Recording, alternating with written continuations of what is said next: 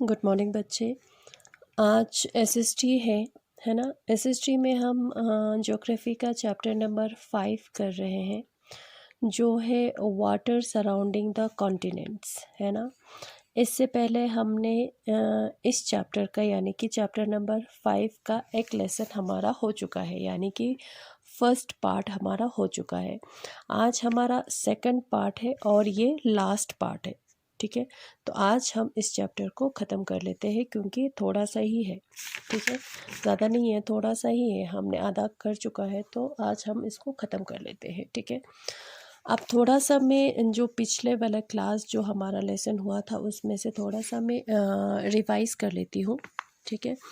हमने पढ़ा कि सबसे पहले वाटर सराउंडिंग द कॉन्टिनेंट्स में हमने इस चैप्टर में हम ज़्यादातर किसके बारे में पढ़ रहे हैं, वाटर यानी कि पानी के बारे में, ठीक है। तो इससे पहले मैंने आपको बताया उस लेसन में कि पानी जो है, वाटर जो है वो क्या होता है। Water is a liquid substance which we can found on earth, ठीक है।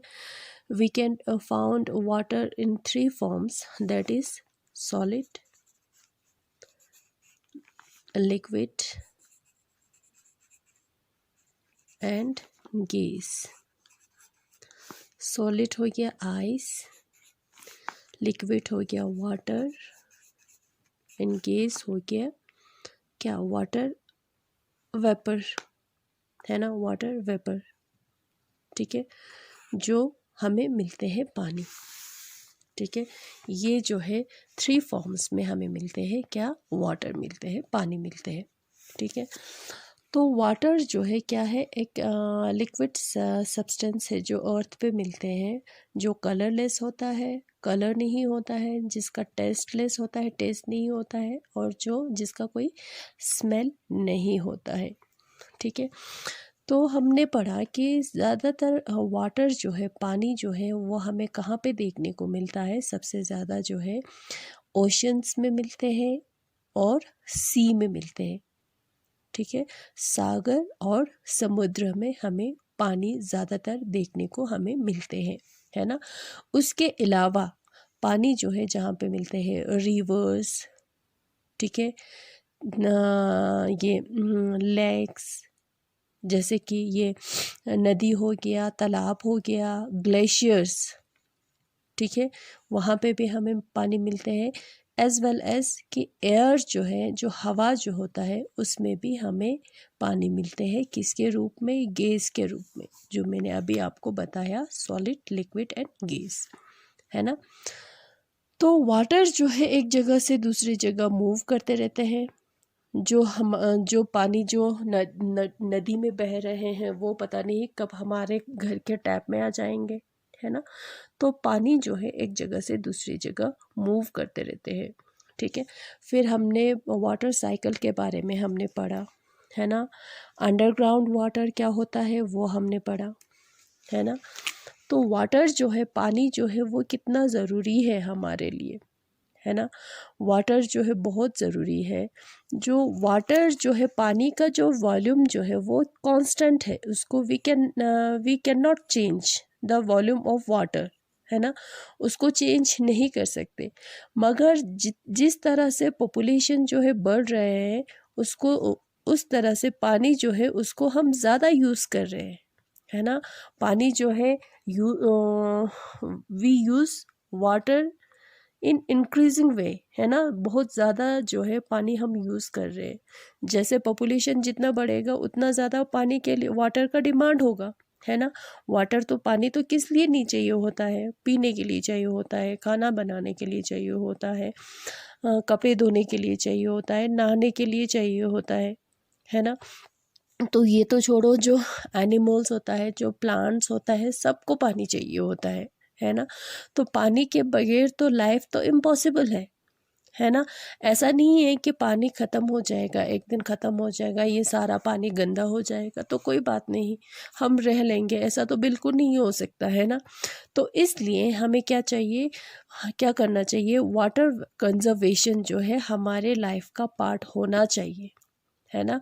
हमें पानी को जितना हो सके हमें बचाना चाहिए। हमें ये देखना चाहिए कि किस तरह से पानी को हम बचा सकते हैं, ठीक है।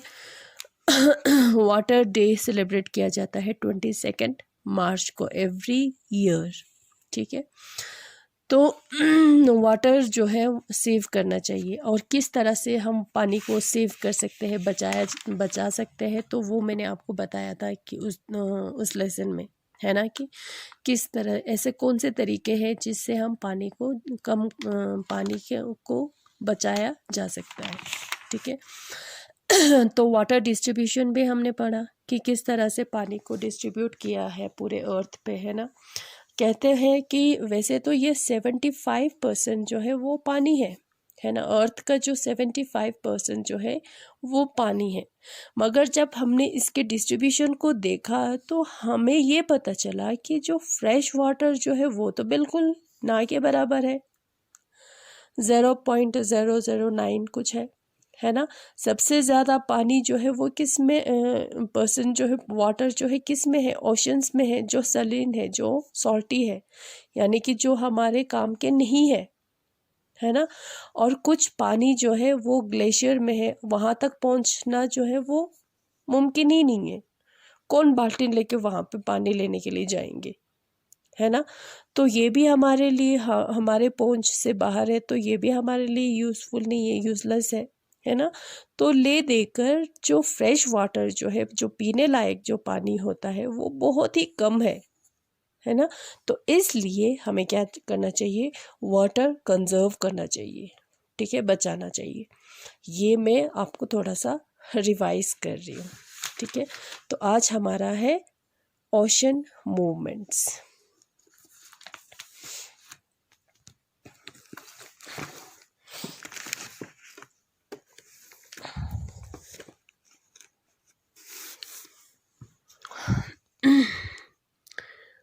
ओशन मूवमेंट से हम पढ़ेंगे हम पढ़ेंगे generally there are 3 types of movements found in ocean water.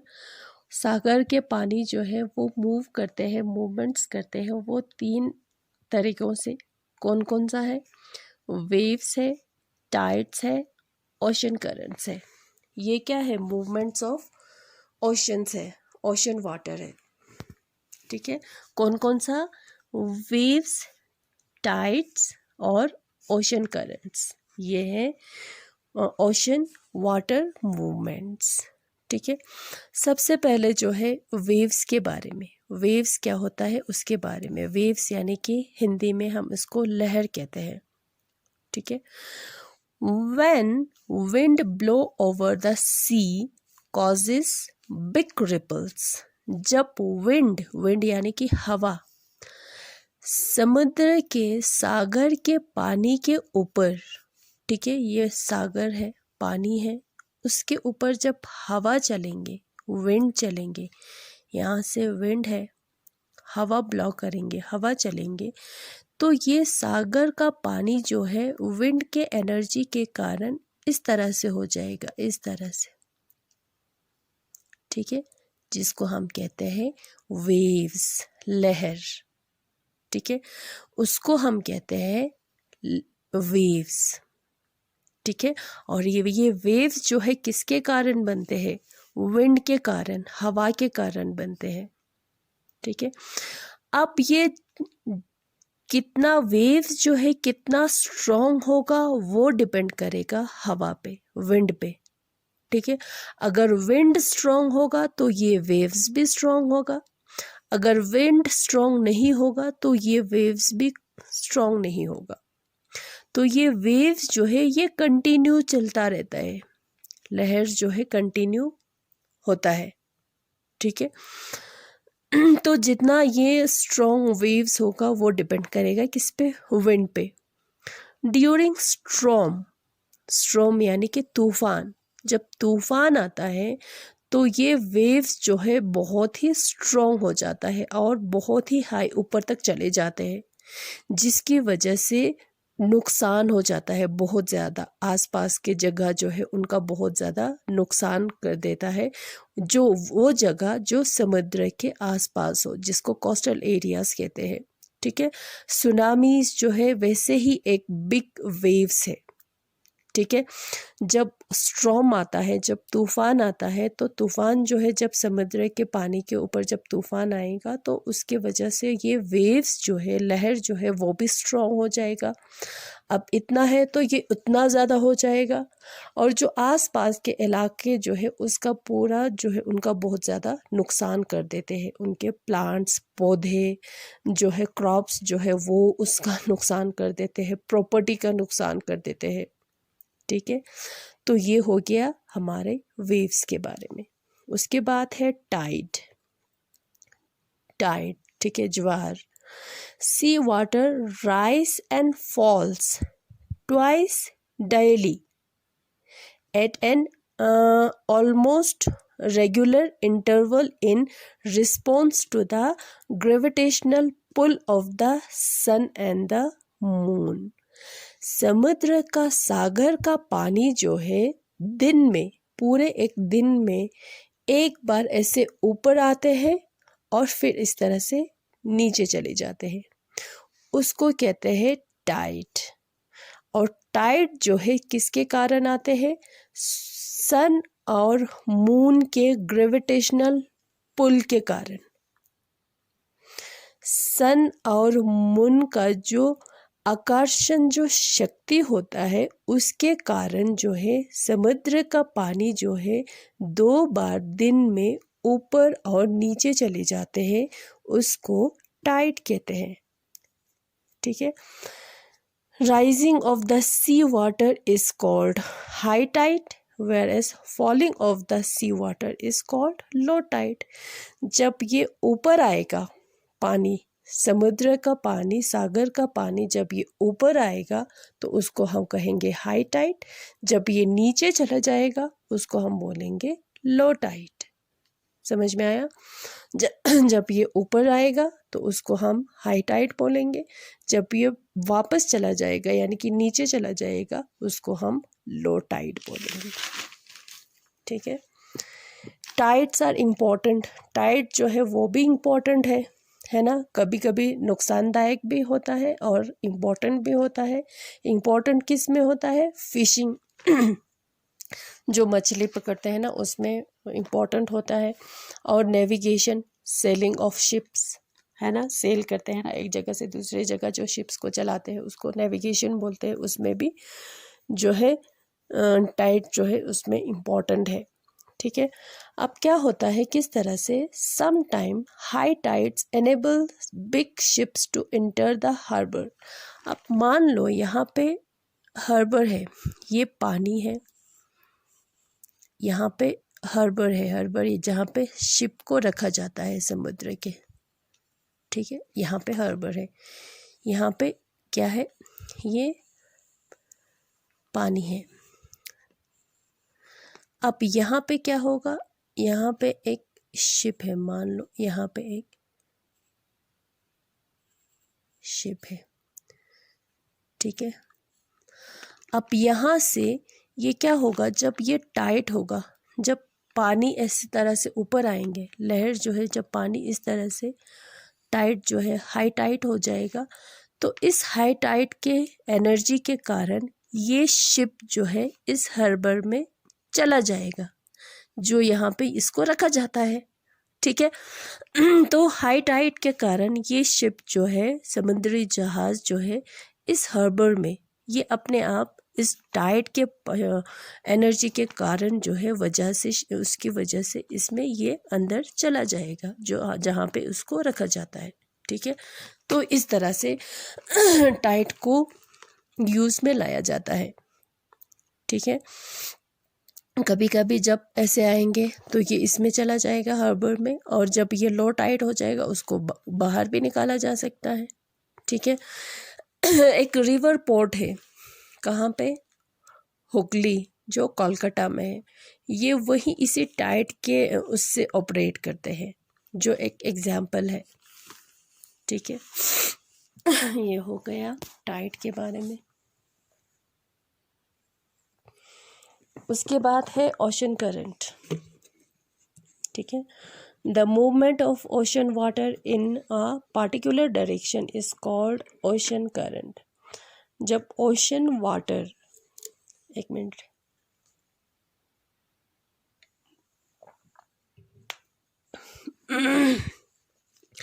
जब सागर का पानी एक डायरेक्शन पे मूव करता है, ठीक है, जो सागर का पानी जब एक डायरेक्शन पे ऐसे बहते हैं उसको ओशन करंट कहते हैं, ठीक है। Ocean current are responsible for transferring heat and cold from one part of the world to other. Ocean current की वजह से क्या होता है, ओशन करंट जो है एक डायरेक्शन पे जो है पानी बहते हैं ना, उसको ओशन करंट कहते हैं, बस सिंपल है, ठीक है। ओशन करंट की वजह से क्या होता है, हीट और कोल्ड, सर्दी और गर्मी जो है एक जगह से दूसरे जगह जो है वो ट्रांसफ़र होते रहते हैं, ठीक है। वो कैसे, आप हमेशा ये याद रखना, जो कोल्ड वाटर होता है ना वो ज़्यादा डेंस होता है और वो हैवी होता है, ठीक है।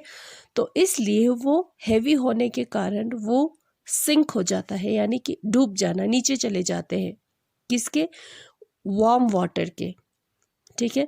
वार्म वाटर जो है क्या होता है, वो ज़्यादा डेंस नहीं होता है, ठीक, यानी कि ज़्यादा मात्रा में नहीं होता है। कोल्ड वाटर जो है हमेशा से ज़्यादा डेंस होता है और हैवी होता है, जिसके कारण वो नीचे चले जाते हैं, किसके, वार्म वाटर के, जो लेस डेंस होता है as compare to cold water, ठीक है। Cold water of polar region, polar regions for example ये अर्थ है, ठीक है, ये पोलर रीजन है, नॉर्थ पोल, साउथ पोल, तो ये क्या है, इसको पोलर रीजन कहते हैं। अब ये क्या है, इक्वेटर है ना।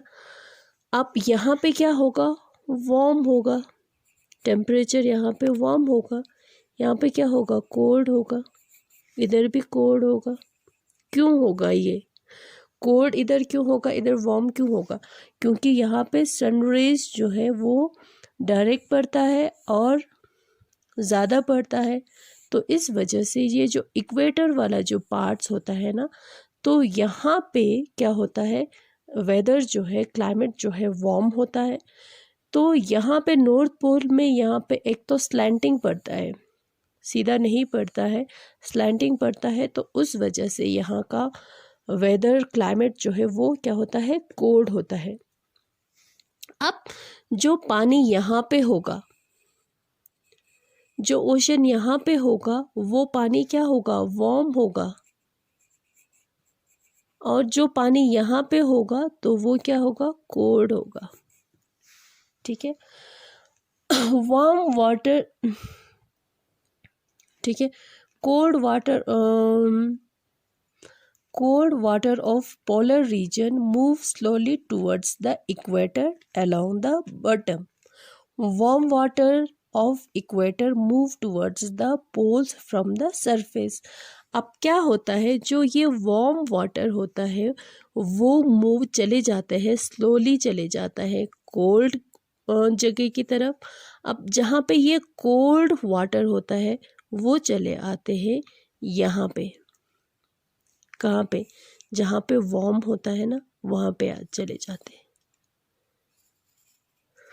समझ में आया। Warm water of the equator moves towards the poles.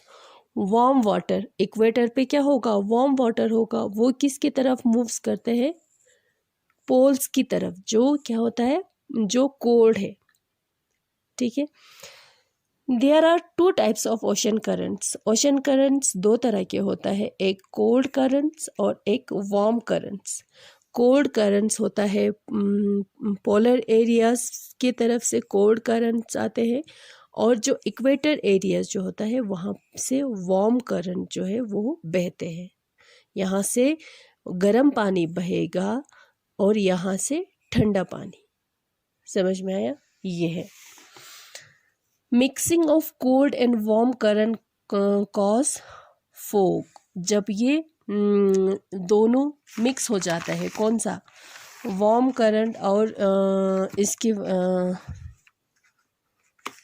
Warm current और कोल्ड करंट जब मिक्स हो जाता है तो उसकी वजह से फोग आ जाता है, कोहरा छा जाता है। ठीक है। Fishing ground are located where cold and warm current meet.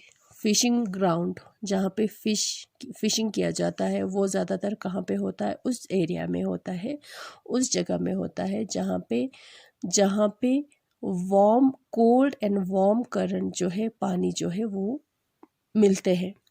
ठीक है। Climate of coastal regions is influenced by the nature of ocean current. और जो कोस्टल एरियाज होता है यानी कि वो एरिया, वो जगह जो समुद्र के, जो सागर के आसपास होता है ना, वहाँ का क्लाइमेट भी इस पानी के ओशन करंट से अफेक्ट करेगा। अगर पानी गर्म होगा तो ये जगह भी गर्म, उसकी वजह से ये जगह भी गर्म होगा, वार्म होगा।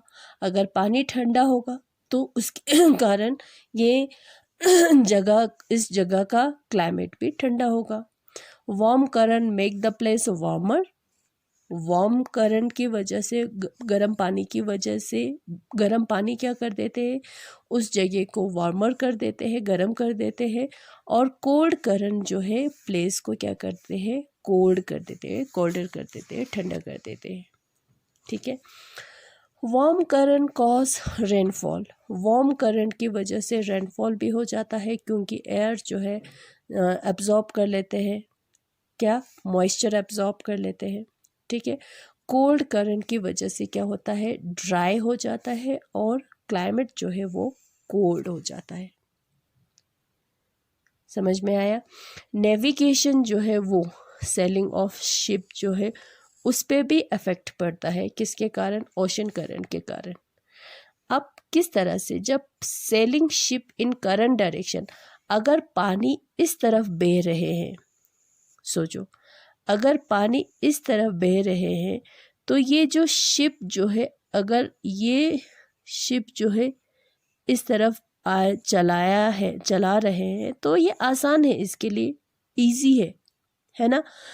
मगर पानी इस तरफ बह रहे हैं मगर शिप इस तरफ जा रहे हैं तो उसके कारण क्या हो जाता है?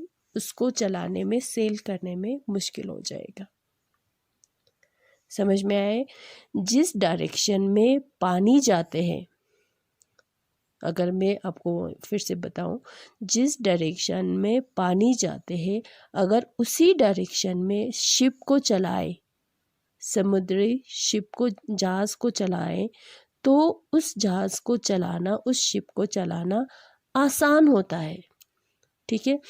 जिस डायरेक्शन में पानी जाता है उसके अपोजिट डायरेक्शन में अगर इस तरफ पानी इस तरफ बह रहे हैं मगर शिप इस तरफ को, शिप को अगर चलाना हो तो ये काफ़ी डिफ़िकल्ट होता है ना। तो इससे ये पता चलता है कि ओशन करंट से नेविगेशन पर भी इफेक्ट होता है। समझ में आया? तो ये हमारा आज का इतना ही है। समझ में आया? तो आज हम ओशन मूवमेंट्स के बारे में पढ़ रहे थे, है ना। ओशन मूवमेंट्स, जो वाटर, सागर का पानी जो है मूव करते हैं, मोशन करते हैं, वो 3 तरीके से मोशन करते हैं, मूव करते हैं। वो कौन कौन से? वेव्स, टाइड्स और ओशन करंट्स। वेव्स वो होता है जब समुद्र के पानी के ऊपर जब विंड चलते हैं, हवा चलते हैं, तो उसके कारण वेव होता है। ठीक है, जिसको हम लहर बोलते हैं। टाइड्स वो होता है जब सन और मून के ग्रेविटेशनल पुल के कारण जो है, उस फोर्स के कारण जो है पानी जो है, समुद्र का पानी जो है दिन में 2 बार राइज एंड फॉल करता है, उसको टाइड बोलते हैं। ठीक है। तो ये ओशन करंट वो होता है जो ओशन का वाटर जब एक डायरेक्शन में मूव करते हैं, बहते हैं, चाहे इस तरफ बहते हो या चाहे उस तरफ बहते हो, तो उसको क्या बोलते हैं? ओशन करंट्स बोलते हैं। कोल्ड एरिया से क्या होता है? कोल्ड वाटर करंट होता है। ठीक है। हॉट एरिया से हॉट वाटर करंट होते हैं। ठीक है। तो उसमें मैंने आपको ये बताया भी है, ठीक है, ये आपको मैंने बताया कि ये जो इक्वेटर, ये अर्थ है, ये इक्वेटर है, ये पोलर रीजन है, नॉर्थ पोल है, साउथ पोल है।